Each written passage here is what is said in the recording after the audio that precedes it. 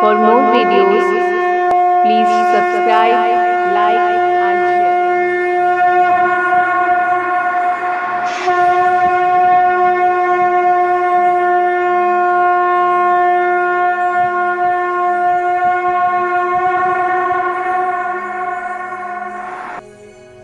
पापानकुशा एकादशी। इस वर्ष 16 अक्टूबर शनिवार के दिन पापानकुशा एकादशी का व्रत किया जाएगा। ये एकादशी अश्विन मास के शुक्ल पक्ष में होती है और इसका हिंदू धर्म में बहुत महत्व है। व्रत का पारण 17 अक्टूबर को द्वादशी तिथि के दिन किया जाएगा। एकादशी तिथि को अन्न ग्रहण करना वर्जित माना गया है। इस दिन भगवान विष्णु के पनाभ स्वरूप की पूजा अर्चना की जाती है। कहा जाता है कि इस व्रत को करने से सूर्य यज्ञ और तप के समान फल की प्राप्ति होती है। साथ ही मनुष्य के पाप कर्मों का नाश होता है। मान्यता के अनुसार इस व्रत की महिमा को भगवान कृष्ण ने धर्मराज युधिष्ठिर को बताया था। आइए जानते हैं पापाकुशा एकादशी व्रत का मुहूर्त और इसका महत्व क्या है। साथ ही इसकी कथा के बारे में भी जानते हैं। पापानकुशा एकादशी पर विष्णु जी के पनाभ स्वरूप की पूजा की जाती है। इस एकादशी व्रत के दिन मौन रहकर भगवद स्मरण तथा भजन कीर्तन करने का विधान है।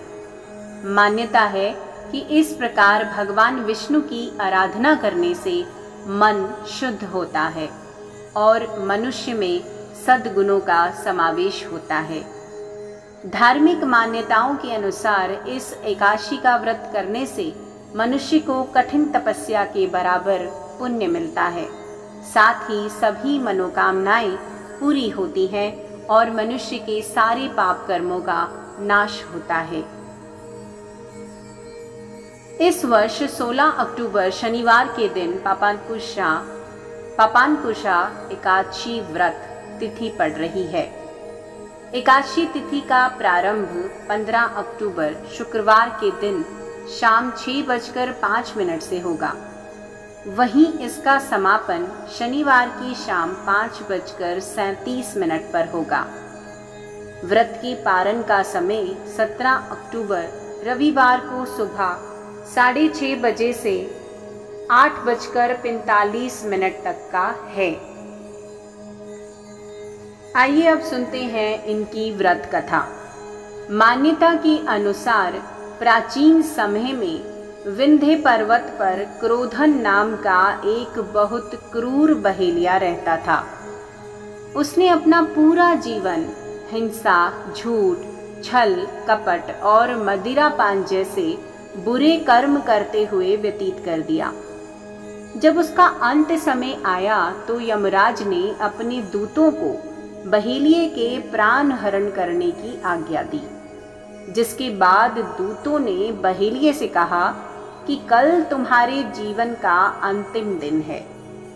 मृत्यु का समय निकट देखकर बहेलिया महर्षि अंगिरा की शरण में जा पहुंचा।